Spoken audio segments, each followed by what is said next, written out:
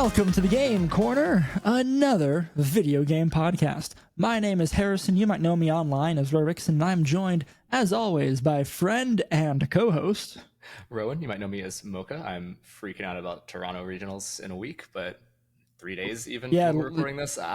Less than a week, dude. It's soon. It's this week. It's literally, you are traveling the day after this comes out. Yep. Or the day of. Are you getting there Thursday? I'll travel there Thursday. Yeah, we got to register Friday. The day this comes out. So what I really like they've done now, and I think it only really started at Pittsburgh, maybe a little earlier, but the first time I saw it was Pittsburgh. That there was a local on Friday, like a PC on Friday, a PC on Saturday if you bomb out, cough me, and an MSS on Sunday if you don't make day two, also cough me. So like the like if you don't do amazingly, you still have multiple chances to earn some points and play some good mons and maybe win a few, right? So that takes a lot of the pressure off. Honestly, it is like you have to get there early and get registered and stuff because it's kind of first come first serve, but it still makes me feel a lot better. Like I think it's good to take some of that stress away. You have more options to do things. It makes the trip more worth it. I'm gonna try to play the PC on Friday, and I'm gonna hope I don't have to play any of the other ones. Maybe we'll do well there. Have more confidence in yourself, man. I'm feeling a lot better about this one than I was about Pittsburgh. We just had a local in Georgia last weekend, and I got top 4 there. I only lost to Toller, who's like, I'm not too mad about losing to Toller Webb, and absolutely. It was a pretty rough matchup, also. Fair. No, that's good though. Like that's super exciting. That man. We were talking about this right before we hit record, but like I'm gonna experience the most FOMO this weekend. I want to say I did not only lose to Toller. Toller knocked me out. I also lost to the senior NAIC champion from last year. That's where the name sounded too familiar. Toller I think did do something as a senior, but this is Owen Wilson, just won NAIC seniors this past NAIC, and then just became a master now. Wait, I'm sorry. Which one knocked you out top 4? Toller.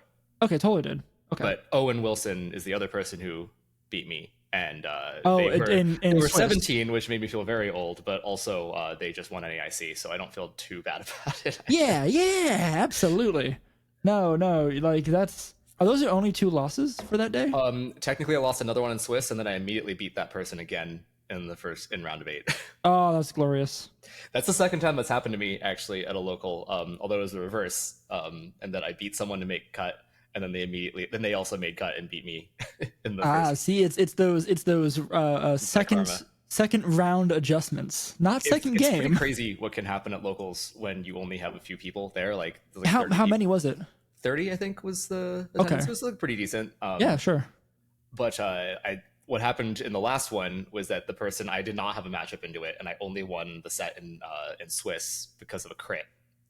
And had I not gotten the crit and had I lost, I probably still would have made it into cut, and then I wouldn't have to play that person in the first round. Oh, because of the way the standings all exactly. Oh, yeah, we were 4th and 5th, or no, it was like 3rd and 6th. Anyway, it doesn't matter. Yeah. Sure, but it would have changed.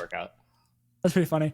Yeah, I'm pretty excited. Reg E has been a ton of fun. Like it's weird, just they didn't add a whole ton. It's like Ogerpon is like it's more than just Ogerpon. Like obviously, like the teacup is really strong, but I feel like Ogerpon alone just shifted the meta aggressively.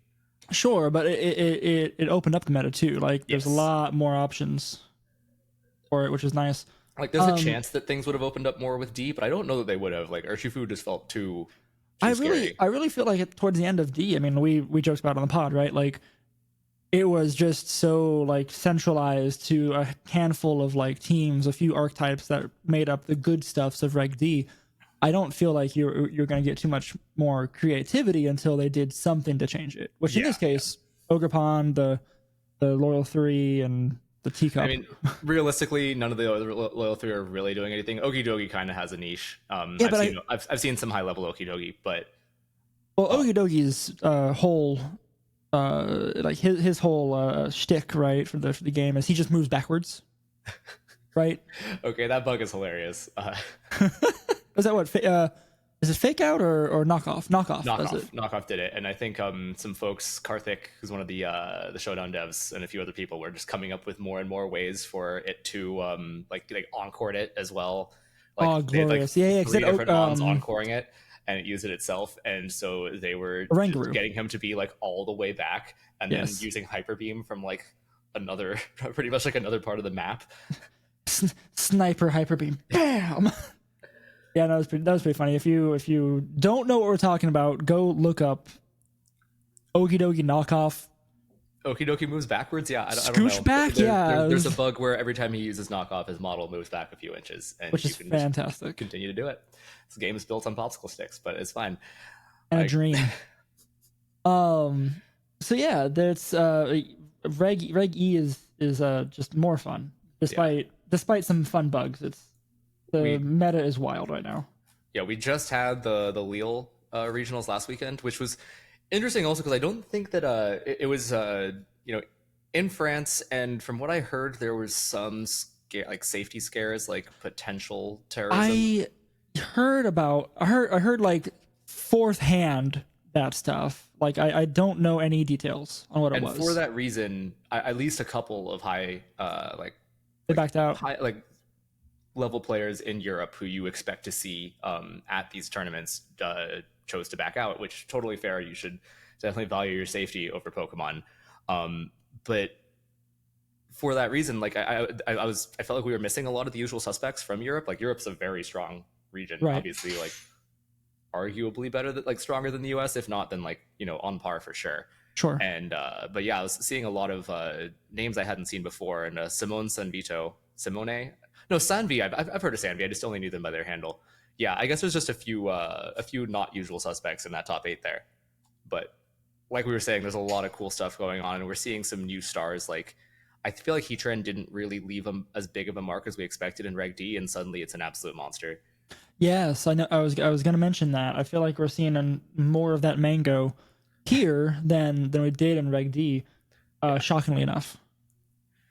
I mean, there's a lot of cool stuff. Grassy Glide being added to Boom, like they nerfed it, and it's still nightmarish. It's still so good, and that's the thing, right? Like we don't have a whole lot of Amoonguss right now. Like there's one in top 8, whereas back in Reg D we'd see 6 or 7, right? Yeah. At least. I think Amoonguss is gonna make a sudden people aren't respecting it anymore because you don't have to. Well, there's so many different grass type options, right? You got Rillaboom, you have Amoonguss, you have Matcha, Gotcha Friend, you have Heatran, all good grass types.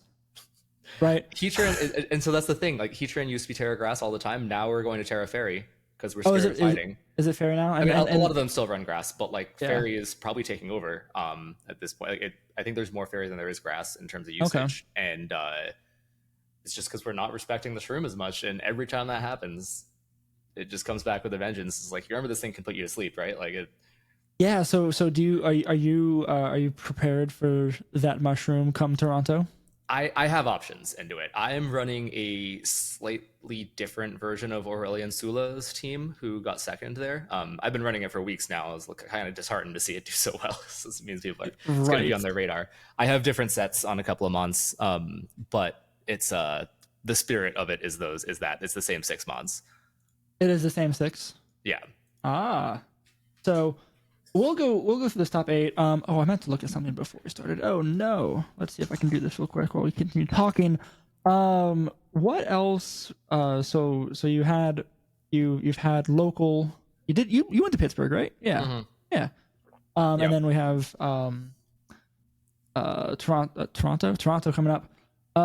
Do you have points yet? You have. Yeah, I got some points at the MSS at Pittsburgh, and then some at the local. So okay, it's still not a ton. And honestly, with the 500 cap, I'm gonna have to do well at a couple of regionals to have any chance at it. But I don't even really want to go to Hawaii, so I mean, that's fair. I would like to qualify for my own satisfaction, but it would feel really nice to do so, right? Like it would. I can appreciate that. We'll just have to see. I made it a point. I'm only going to go to places I want to go to, and if it works out, awesome. But sure. Places I want to go to or places where friends are. It's not like Charlotte, North Carolina isn't on my bucket list or anything, but it's pretty close. And most of our crew's going to go. Yeah. Exactly.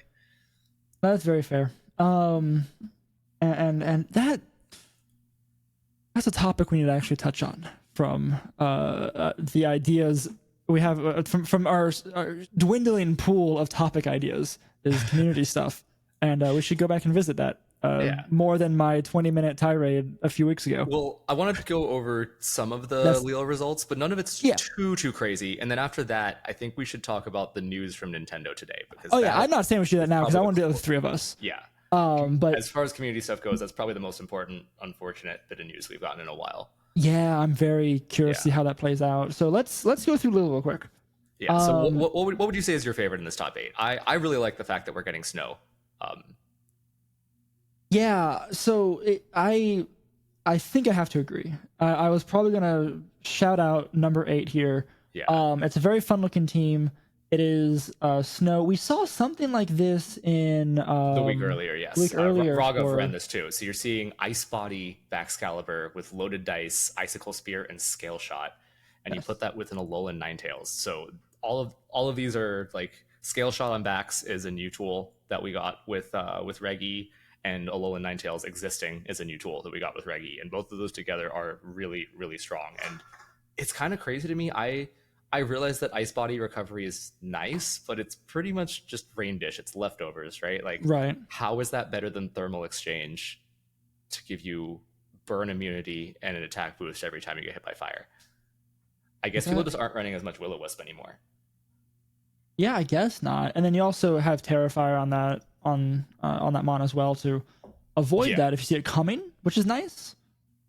But just the that's flat out question. immunity was very cool. I guess like Cantonian Arcanine isn't on almost any teams anymore, and No, it's all Hisuian now, everyone right? runs Hisuian with a choice band, so it kind of Right. makes some sense. I've seen Wisp on Heatran a little bit, but that's it. Yeah, so I guess it makes some sense. It's just very strange to me to see like the equivalent of Rain Dish when people are taking it over like a god tier ability. But these people made top 8 or regional, so you know They know what they they're must know what they're doing. Yeah, they're really good at this game.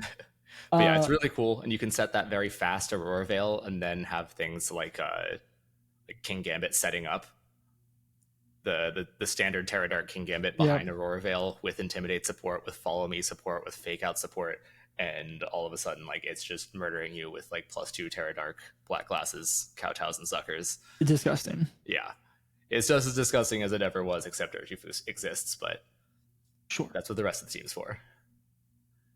Yeah, and then beyond that, like I think we're as we have more and more of these Reggie tournaments come out, we're really starting to see sort of the standard puzzle pieces come together, right? Like yeah, you have there's standard, definitely a meta centralizing, but right.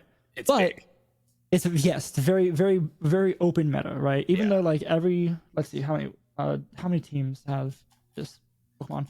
1, 2, 3, 4, 5 out of the top 8 have Rillaboom, right? Yeah, which is crazy, right? Because you it's usually seen as like an alternative to Iron Hands, and only one of those teams has only one of those teams has them together. Yeah.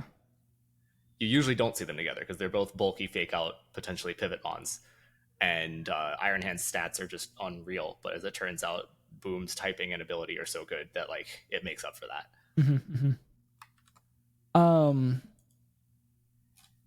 So yeah, I think so that was 8th. That was Snow. I think the other kind of fun standout thing here that you don't want to talk about, because I know 2 of the teams you probably want to talk about, Mr. Pow Knight, is we see the return of Roaring Moon in top 8.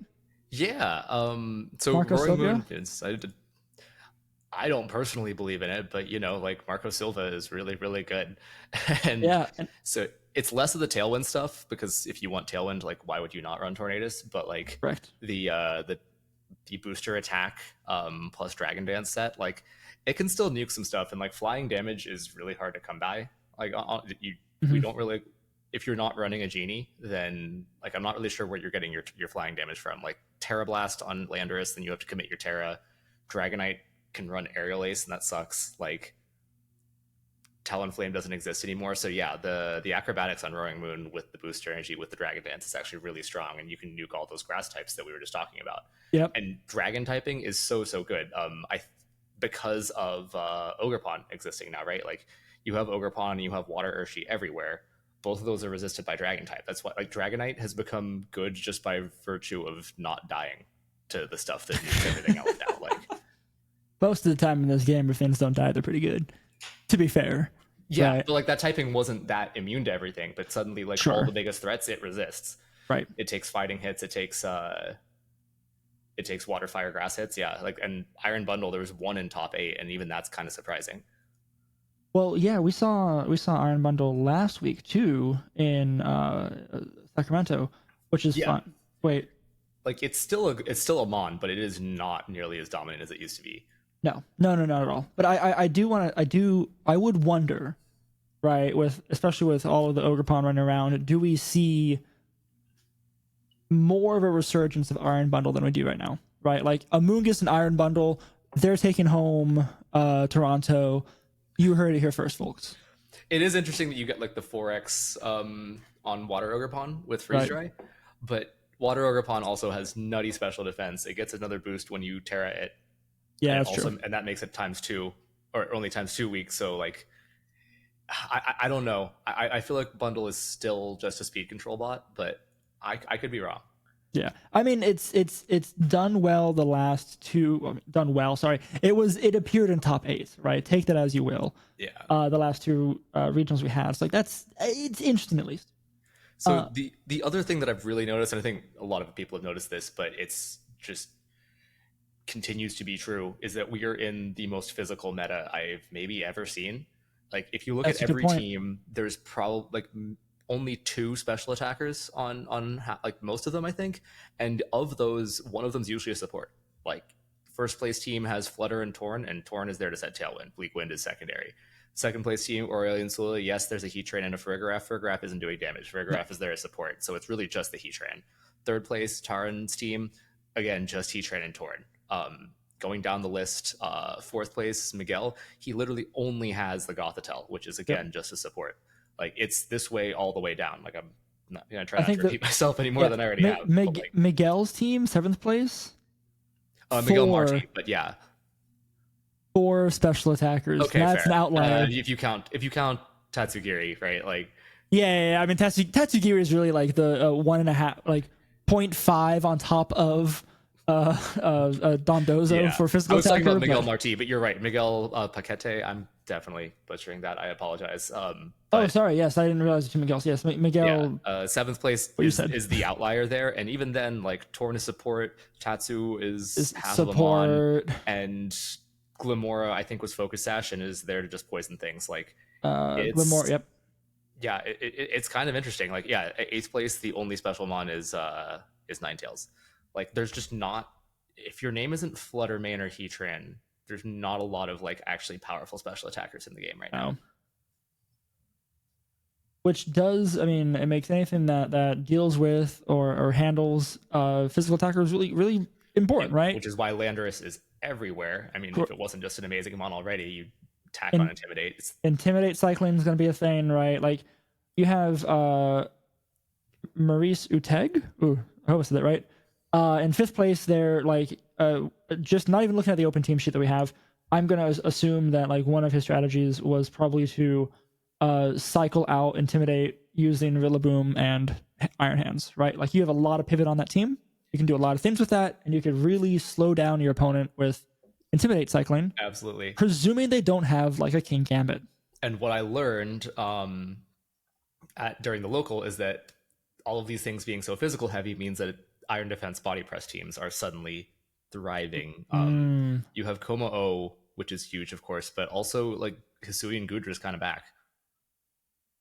I'm shocked we don't see more of that Gudra. Now we might. It was really big at first when it came in Reg D, and then people overcorrected, and now it's like the whole is that like this is how the meta works, right? It's a cycle. Everybody is like, oh god, I'm gonna overcorrect for this. People stop using it, we stop accounting for it, and it comes back. Like the first one that I see in this tournament is 22nd place, Yuki Zan. Yep, Yuki was actually the one who built the team I fought against. Oh really? Okay. Yeah. And Yuki was on stream playing against Marcus Statter. Using the same 6 I'm running, and Marcus actually won, but exclusively off of a heat wave burn. Oh If he dang. didn't get that, he probably loses. And then the next game, he didn't bring Gooder till the end, so it didn't do anything. But like that is a rough matchup for like most of the physical offensive teams. If Gooder even gets like one iron defense up, and those Sure. teams run screens, like, Yeah, that's a fair point. This one has Grimstall on it too. So yeah, that's rough. That's rough. yeah, the matchup is entirely Terra Fairy Heatran potentially being in an end game. I guess I'll have to go and try and build a team around that. That sounds fun to play, actually. All things considered. Well, the pace of public, yeah. But yeah, no, it looked like a really fun tournament to watch. I'm excited to see what it does to the meta in Toronto. I thought this was really cool to see what like Europe does seem a little different from us. Yeah, and back to the point, like I'm gonna sound like a broken record, but I'll say it again. The fact that this meta is so diverse right now. Normally when we do a lot of these analyses and we look at like, oh, what's a US regional versus a Europe regional versus a Latin regional, right? Like there's gonna be some like kind of obvious differences, I feel. But like right now you can't tell that because it's all so wild. Yep, and if you go a little further down the past top eight, you're seeing some of the actual wild picks, like Eric Rios with the Tyranitar and the Como, Boris Ham with the Elandris Incarnate. There's some like Ursaluna Snow, which is kind of wild, like. It is, and then like the hard trick room, like Dusclops plus Blood Moon is actually like a really legit combo now. Oh, sure, I haven't thought about that. Ooh. I don't know. There's a lot of stuff that just exists, right? Yeah. It's gonna. So, on a more depressing note, I think we should probably shift over to current events then. Like, unless you have anything else for Lille. Not for Lille. I was gonna say like so before we get sad, right, and lose half the audience. Toronto this weekend, right? You already said you're going to all the things you're gonna do. You're gonna play way too much Pokemon. What else are you excited for? Honestly, so my wife's coming with me, so we're probably just going to do a lot of Halloween party stuff. Wait. Okay, so you're bringing your wife. Yes, yeah. And you're abandoning your wife to play 4 different Pokemon tournaments in this weekend. Like the PCs take their best of 1 Swiss, so they take like 2 hours. Okay, fair enough. So, yeah, it's we're mostly gonna go out at night. I can't give you crap for that. I did the same thing most of them last year, right? Like. Yeah, Saturday is pure Pokemon, but the others are like a couple hours here or there. I might even skip the MSS on Sunday, but we'll sure. See. Are you flying out Sunday? I'm flying. No, because it'll be. Oh, you mean out? Oh no, Monday. Yeah, sorry, home, whatever. Yeah, you got there. I'll go there after the tournament's over. Yeah. Cool. And then, that's why. That makes sense now, because I was wondering why you weren't staying with Kevin and Pierre and people. Yeah, we want our own hotel room. Sure.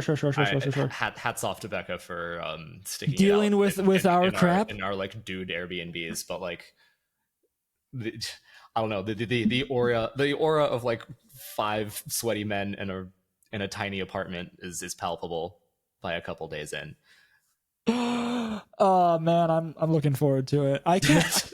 I don't know. I need to look at the schedule and actually plan out and be like, these are the dates I'm definitely going to. Like, I'm gonna hit Orlando. I'll hit Charlotte. I'll hit Knoxville. Yeah. Like for sure.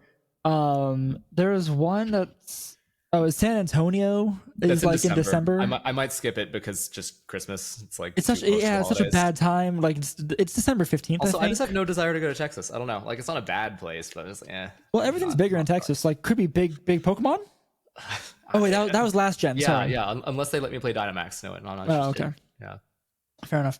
All right, cool, fantastic. Then we will definitely talk next week about Toronto, all the shenanigans that y'all get up to, and how well everyone did, and how Kevin again went 6-3. Oh no. Don't put that curse on him. He's gonna listen to this on Thursday and be like, "Damn you, Harrison."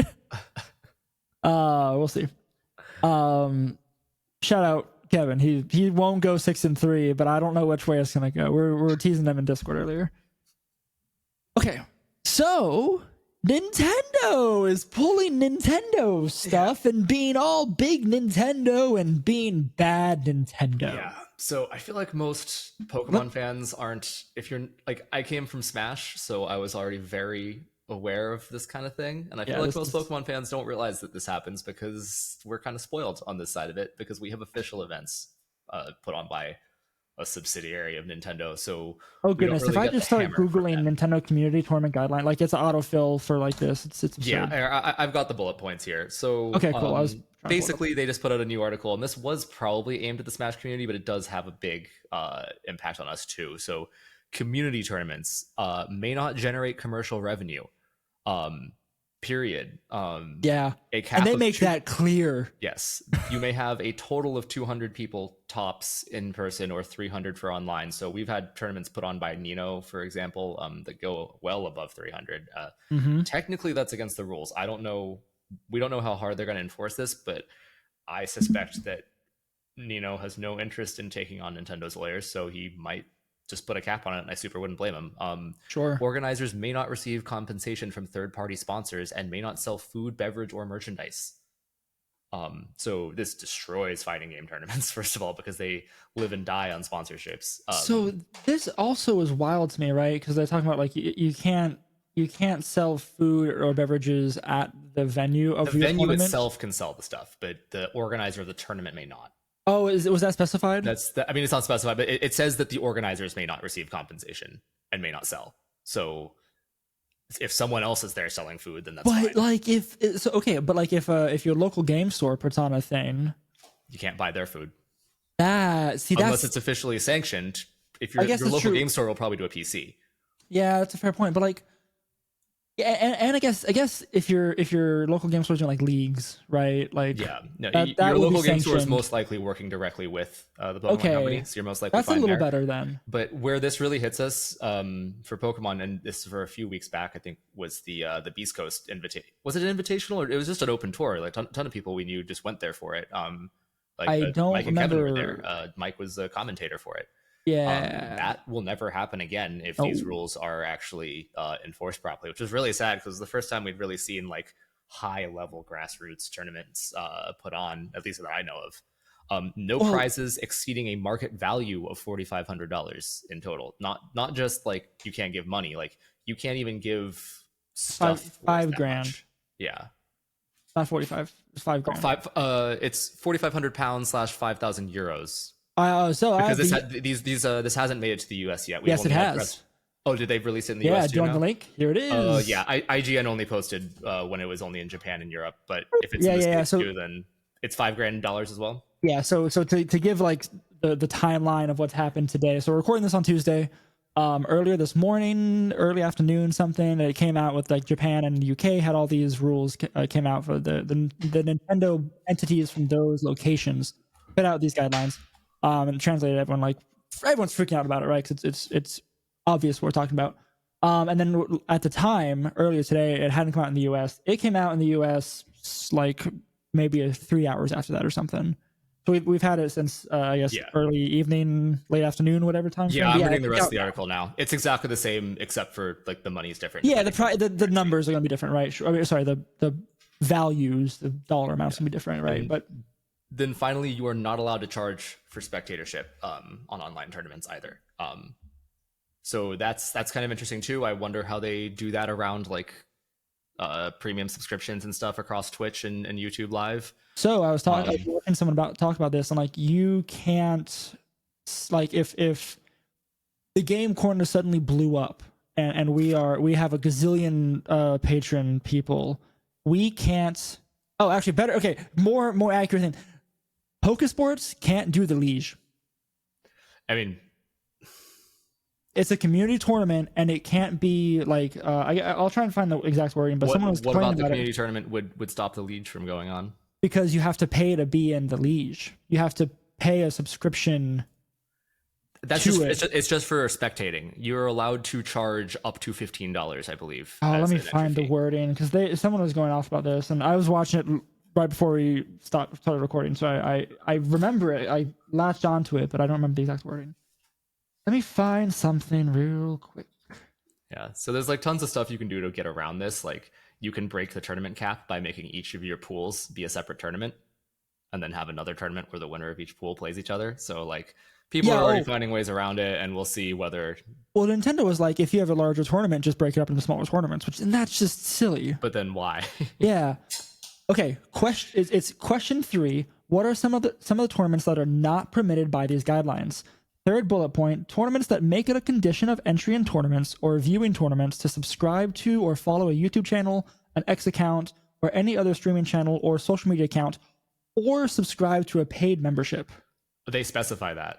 Yeah, so it is explicitly like Pokesports can't do the Liege. We can't do.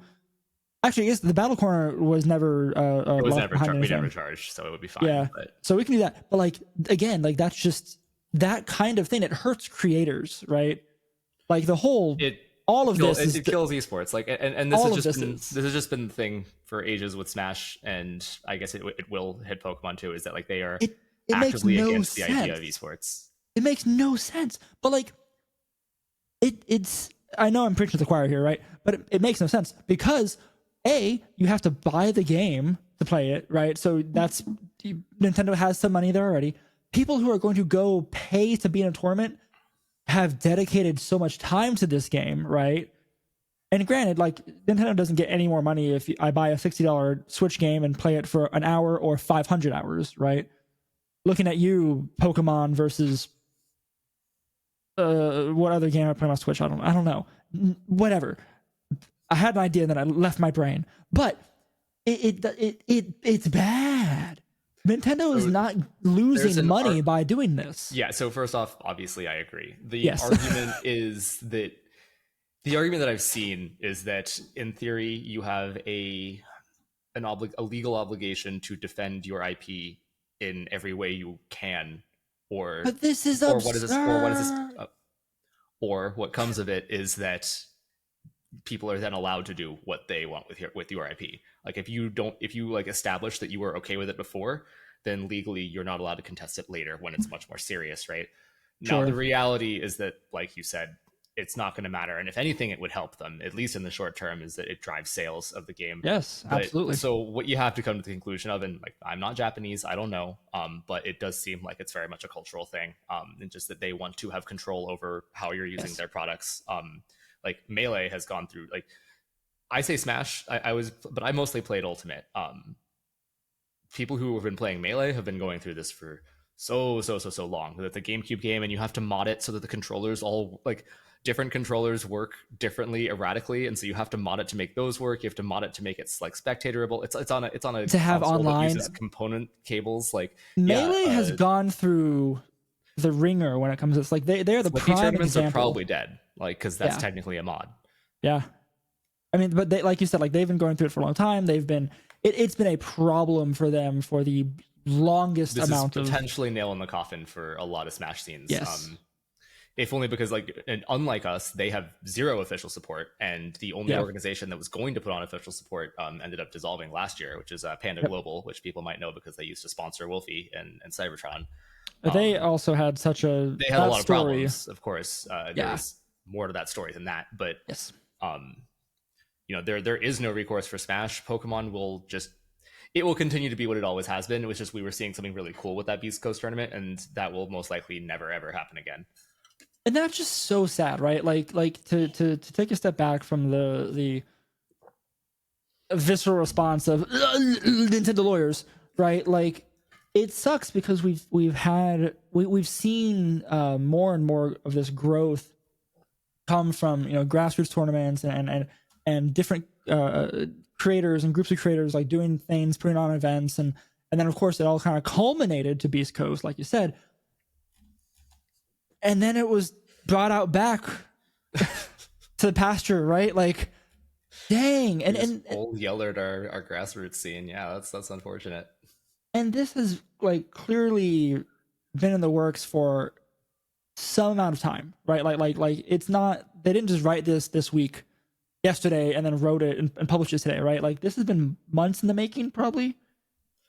I have to imagine, just because of the way that businesses work, and to have it like, I don't know, like you said, it's been happening for years. So you're right. It's probably their lawyers have probably been kicking that back and forth for ages now. So Yeah. who knows? And yes, there's cultural things. Like I've heard that argument before, like that explanation, I guess, for what this is, like whether It's the only thing that makes some amount of sense because there's no rational business reason why you do this. well, and then I want to make it clear. A, we don't know what we're talking about, but B, it's either I don't know if it's cultural or their laws, right? Like the way they have IP protection laws for Japan, that might be the root of this more than like the Japanese culture. We don't know, right? All speculation. I am not versed enough to go look at Japanese law or Japanese culture and tell you this is why Nintendo lawyers are making bad decisions. But obviously, because Nintendo proper does it, Nintendo of Europe and Nintendo of America have to follow suit for most things like this, right? When it comes to these larger legal battles, I guess.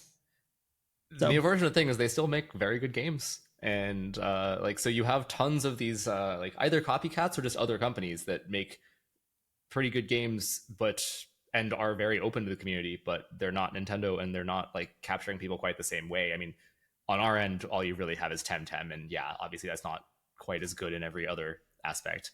But like the amount of fighting games out there who like the developers will absolutely support you. Like Capcom put millions into the prize pool for Street Fighter, which is a very high budget game, but like some people just like I'd rather have Mario smash his face into Fox than whatever like first name character is in Street Fighter, right? Like what was the other game? What was the game? Oh goodness, Velma and Multiverses. Multiverses, yeah, which was also like fantastic. It was a lot of fun, but it was not as polished as Smash was, and so. But it had the same battle mechanics for a lot. The servers are right? kind of. I mean, it's a platform fighter, but that's platform fighter. It's the same mechanics in the same way that Temtem is the same as Pokemon, right? Like, yeah, blatant clone. I mean, blatant clone, but also like objectively worse. Blatantly inspired. Yeah. Clone. Yeah. Common clone. For reference, right now the Multiversus servers are down. Right. And they're doing whatever they're doing. They may come back eventually, or they might not. Yeah, they pulled back saying like, "Oh, it was all just a beta," whatever. Yeah. So, another thing to put this into a wild perspective, I feel, is we see all of this sort of anti-grassroots tournament stuff come from Nintendo the same year we see a massive prize and funding increase to Pokemon, which like I understand, like Pokemon and Nintendo are not the same company. They're just very closely related. I mean, they are. They're 30% owned by Nintendo, and then the other 30% owned by a company that works with Nintendo, right? Like, yeah. So they're like two separate companies that are basically the same entity as well. But they're not Nintendo, right? Like legally distinct. But to your point that you're making, they still talk. There's still a lot of discussion that should be happening between the entities that make up Pokemon, play Pokemon, and all that fun stuff, and doing all this stuff that we've seen that's good for esports. Well, officially sanctioned stuff is not going away for Pokemon, at least not for the same reason. And that's the other difference too, right? Like it's officially sanctioned stuff, which isn't really touched, like we kind of went over. But and then obviously this is all attacking the grassroots community for all Nintendo games. Yeah. Right. So it's 90%. But again, it's 90% Smash and a little bit us. I wouldn't be surprised if Beast Coast also put some fire under them for this. Sure. But like no other game besides Pokemon has official support from Nintendo. I think Splatoon did briefly. I would say Splatoon had its tournaments, but not anymore. Yeah. Are they dead? They're dead. Okay, I wasn't sure. If they aren't, then they like technically exist and have no pricing. Like they're very small. Yeah, they're under us for sure. And then like Nintendo has tried to do. There was a Splatoon championship. Actually, I could be talking out of my ass. And I thought it was this year. I thought it was fairly recent for Splatoon 2, 3. Sorry, Splatoon. And then also like I mean, Nintendo has done like the equivalent to a Pokemon Ladder Tour for Mario Kart, That hasn't happened, I think, for a year or two, maybe. But like they tried to do stuff there, but now there's no hope for like grassroots tournaments to kind of pick up Mario Kart as a thing if you wanted to. I'm so curious now. Yeah, a prize pool of $1,800 for Splatoon. Oh, that's so lovely. And is that $1,800 per team? Pool. No, that's Oh, total. sorry. That's split between all the winners, and it's a team game. So It's a team. It's 4 people. There are 4 Squid Kids in that game per team. So that's 1,800 divided by 4, and maybe a manager type person. And I don't know if they have benched people. Like, how does that get small fast? is that wrong? 1,800. That seems That's gotta be. That's unreasonable. gotta be wrong. That is the first result from Google, so I do not stake my reputation on this. But like, do squids need money? well, Pokemon don't. So That's a fair point. Well, no, Pokemon payday. Pokemon spit out money. Splatoon 3 Championship 2023. Let's just see what they say. Oh goodness, are we gonna? This is back in September. I see. What? Yeah, I see a March 2023 one as well. What? Okay, that's even earlier than I thought it was. No, I think it genuinely is this low, and the reason is that prize pools in Japan are straight up like almost not allowed. I remember Evo Japan. Do you know what the prize for first place for Smash was? What was it? A controller. Ooh, a single controller. That's so good. And then the people winning the other games got like tens of thousands of dollars. Yeah, like. My goodness. Anyway. Oh, I thought I just saw something. Oh no! Wait.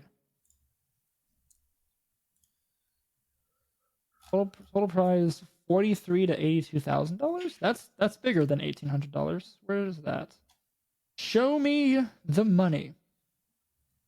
Okay. Either way, I think it is relatively safe to say that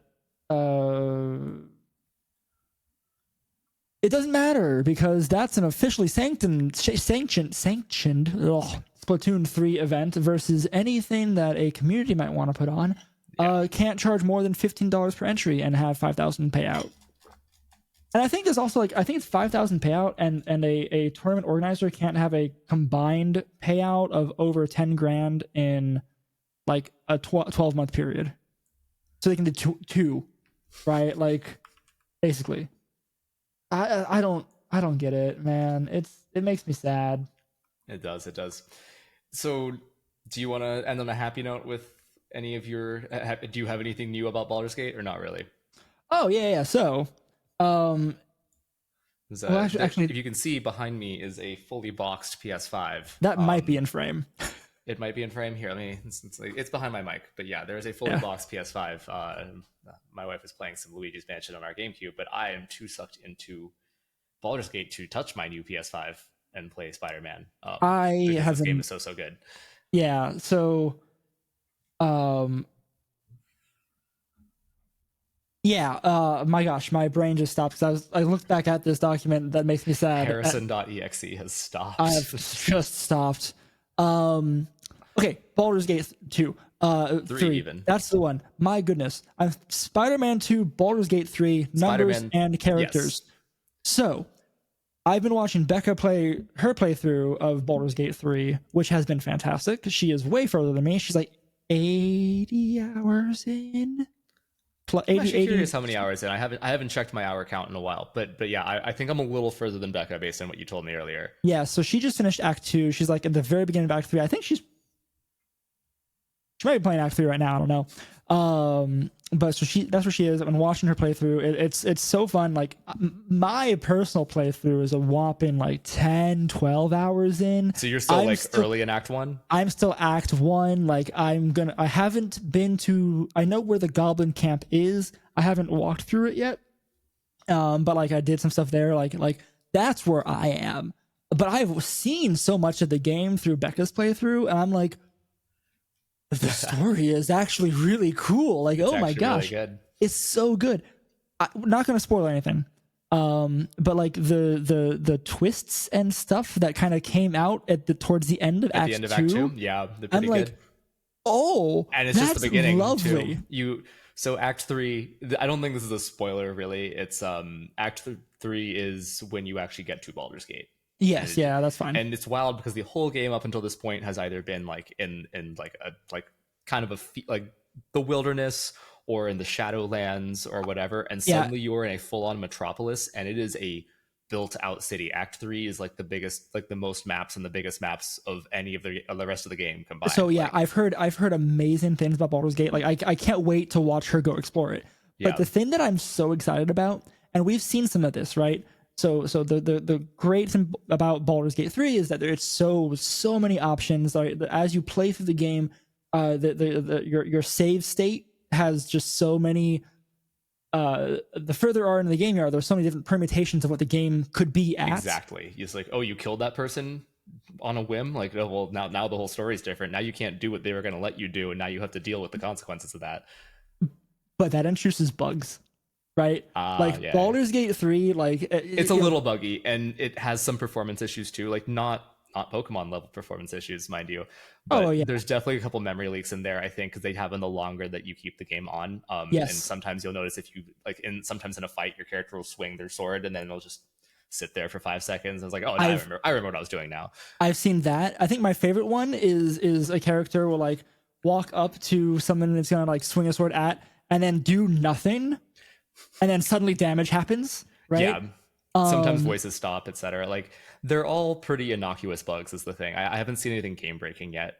Nothing game breaking. There's one thing that we weren't sure about. I think game breaking is way too strong of a term, but there was something like we talked to this character, and this character's like, oh, you should go kill this character, and then we go kill this character, and then we go talk to the first character again, and they're like, oh, you should go kill this character, right? It's like something didn't match up, right? They have no way to know that you actually killed them. Like you'd had a chance to tell them. Yeah, I get it. But like they should also know, because like big event happened where you killed this character, right? Like, so there's a couple of things that play out that I'm curious about. There's a lot of stuff that happens which you already know, I think, from watching back his playthrough, where like you significantly alter the state of the world. Yes. Based on your actions, and for that reason, at some point, it prohibits you from going back, because they're like, we could not physically alter the old map in a way that would be appropriate to this without like a whole, like effectively redoing the whole thing, which is wild. But I'm excited to see how Baldur's Gate fares, like the city, so because it's so big.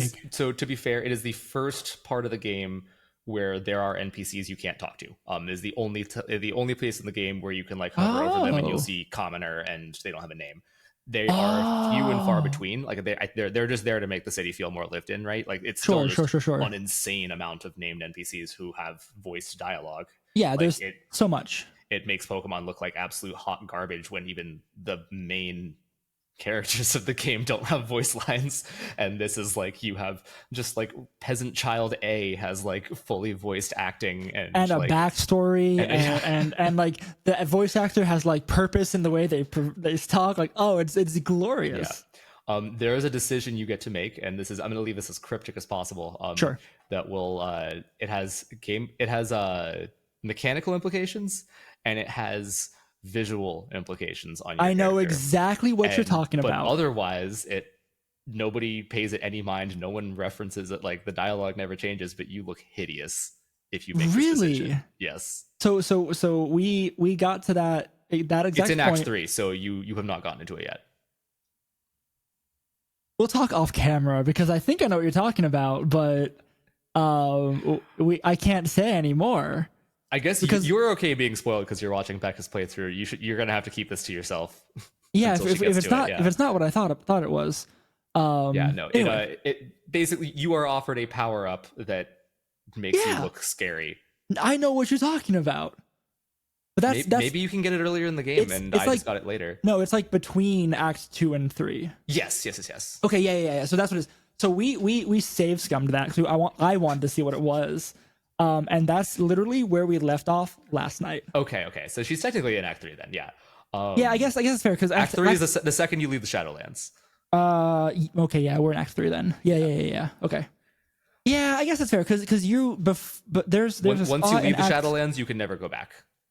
Yes, correct. And you're technically, I guess, you start Act 3 outside Baldur's Gate, and there's a whole scene that goes quite beautifully. I gotta give Larian credit for this scene.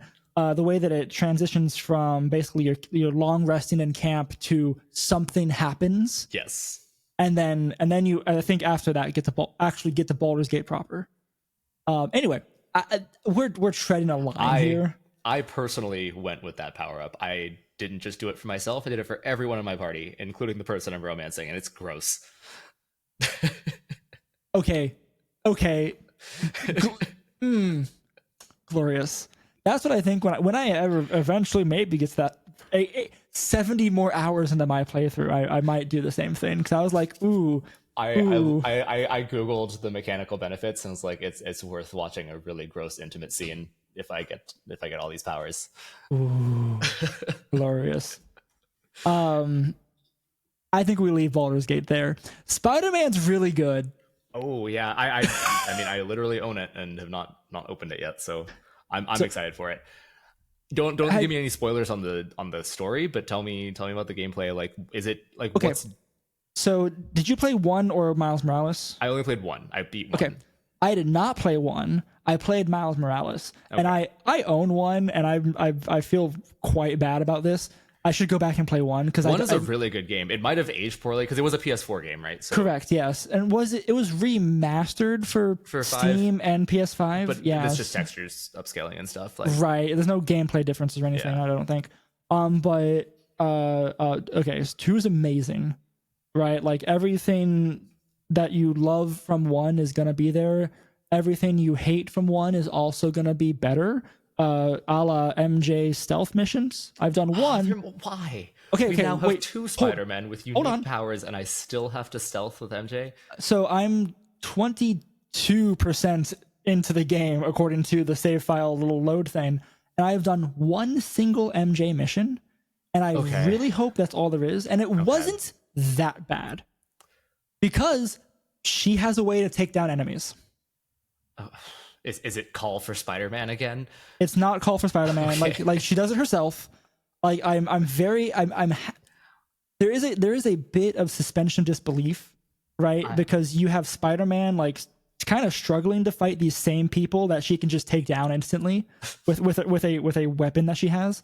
Okay. It's from the. Okay, so time frame wise, during the Miles Morales game, Peter and MJ are traveling to some place that I don't remember the name of. Something SYM, something, whatever. Made up place in Marvel Land. And she comes back and she basically the taser. Okay. Right, but like this taser can, I guess, take down an enemy that Spider-Man has to punch a bunch of times. Okay, that's fine, sure. I mean, it's better. I'm cool with representation. I just would have rather it be Spider-Gwen or someone, like in the Spider-Man game. Like, I agree. I went in when I realized, oh man, I gotta play MJ. I was pretty sad. I was like, oh, this sucks. And halfway into the mission, I was like, okay, this is acceptable. I can get through this. It's like, sorry, I can get through this is a way too rough of a sentence for this. That's how my mindset is going to be going into this. I'm going to need to be convinced that it's fun.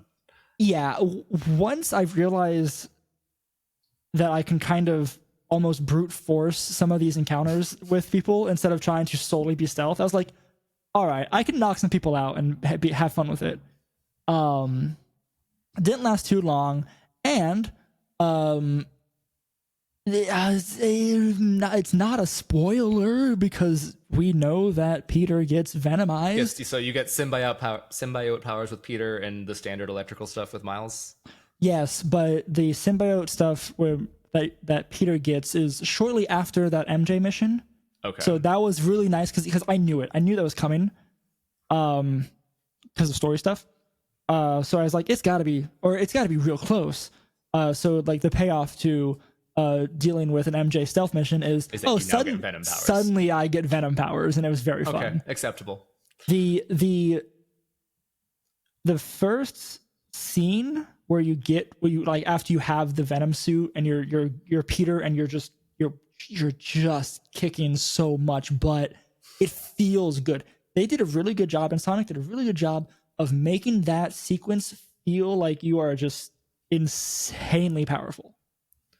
Good. Nice. That's what I've kind of missed in a lot of these sandbox games. Like, I don't know if you played on the PS3. There was a game called Prototype, and it was objectively a pretty bad game, but it was... Was it a prototype? There was a Prototype too, which is a little bit better. But you had the power to eat people instantly and take on their appearance, and then like use them as fuel to just like murder a whole city block. And it was this like Kirby? It was kind of edgy Kirby, yeah. Okay. So like at the time there was 2 games that had like the superhero sandbox in the PS3 era. So like kind of, I don't know if they were like the first of their kind, but they were like kind of like trailblazers. And one of them was called Infamous, and it was more like the modern ones where it was actually kind of balanced and you felt strong, but you could still die to enough people with guns. There was a Prototype 3. That was even a 3, yeah. But then there's Prototype where it was just a complete horrifying power fantasy, and I feel like we're missing some of that. It doesn't have to be as like gory and gross as Prototype was, but why does it this looks like it's the guy in a Venom suit or with a symbiote? It was kind of Venom-esque powers, yeah. Sorry, you should watch a trailer. Prototype 3 is a fan theory, not a real thing. Okay, yeah. I thought it was only 1 and 2. It's only 1 and 2 right now. Yeah, that looks thin. And I keep saying, but never mind. You'll see why I keep saying Venom suit. Because it's Venom suit. That's why. That's it. Does he do the Tobey Maguire dance at any point? The Tobey Maguire? No. You know what I'm talking about from Spider-Man 3? Yes. No. 0 out of 10. But unplayable. To be fair, you can do the Spider-Man point at each other meme. Okay. With Peter and Miles, and I did this on accident. I had no idea. It is really cool because when you're in free roaming mode with the game, you can kind of switch between Peter and Miles as you want. And sometimes when that is an option, Peter and like I'm playing as Peter, Miles will just show up and like help in a fight, which is really cool. I actually like that a lot, yeah. And it's mostly off screen, so like you can kind of see, like you can kind of focus on like these are the enemies that I have to deal with, but you'll see like Miles or Peter, whoever you're not playing, like kind of jump around and like take out enemies next to you. And then with the finishers that they do, like you'll see them team up for a finisher that you initiate, and it's so cool. Like all of the cool cinematic stuff that they've worked on with Spider-Man 1 and Miles Morales, they just cranked that knob up, and it's so good in this game. You need to play it. I understand because the whole last few days since Spider-Man came out, Becca and I have been fighting over the PS5 because she's playing on PS5, and obviously I can only play Spider-Man on PS5. So we were like, sounds like you need to buy her a gaming PC so you can use that cross save. Okay. Not to put her on blast on our very widespread podcast, she has a gaming PC, and I have it on Steam with family sharing. But she wants to play on PlayStation. That's fine. Okay, that's fair. Yeah. So she has the option. But it's also fun. Like I like to watch her play through, right? So it works out fine. But yeah, so we've been fighting over the PS5, and so I understand the BG3 Spider-Man 2 debate. Yeah. It's just you're one person dealing with it. That is not a normal marital dispute, but I'm here for it. Yeah, that's fair. I want game time on the console and TV. I was bullying her. She's doing some like a certification for work, and I was bullying her. I was like, "You said you'd want to go do some practice tests. Don't you want to go do some? I want the PS5." Really funny. Fantastic. I think that's a great place to call an episode. I think it's about an hour. I'm feeling that rum and coke a little bit. I think we can call it here. There you go. Oh man, despite Nintendo's best efforts, games are so good. They are so good, and you know what? As long as they keep giving me Pokemon tournaments, I'm happy. Yeah. So I again, big FOMO. But I'll be pinging y'all on Discord when y'all are over there and be like, tell me what's going on. But I'm excited to talk about it next week. See how Toronto goes for y'all. Hopefully, fingers crossed. Good results, big points, better than 6-3. That's honestly, I'm fine being a 6-3 player, but I want another day 2, so we're shooting for it. Day 2. But yeah, all that said, I would like to thank RobKTA and Game Chops for the use of our theme song, Goldenrod Game Corner, off the Ultraball album. I have been Harrison. You can find me online at row_ixon. You want to skip the spiel about how neither of us have made any content? Well, that's it. What he just said. Rowan, who are you? I'm Rowan. You can find me on stuff as Rowan Hall or Rowan W Hall. I haven't made any content in like a month or 2, and it's probably not changing based on how work is. So you get to say it. You get to say it, but you skipped me, but you get to. I feel that the work. I'm not even mentioning where my stuff is. Yeah. Yeah, I did not. Well, I'll say that we together have been the Game Corner. You can find all of our stuff down below in the link tree. I want to do things. Yeah, it's bad. Life is in the way. It is, right? I don't know. Y'all listening, watching this, give us some love. Subscribe if you haven't already. Give it a thumbs up. Comment down below. Tell your friends. Seeing silly internet point numbers go up make us feel good. That's all I'm gonna say on that subject. But we thank you for being here, of course. As always, till next time, press start and game on. Bye.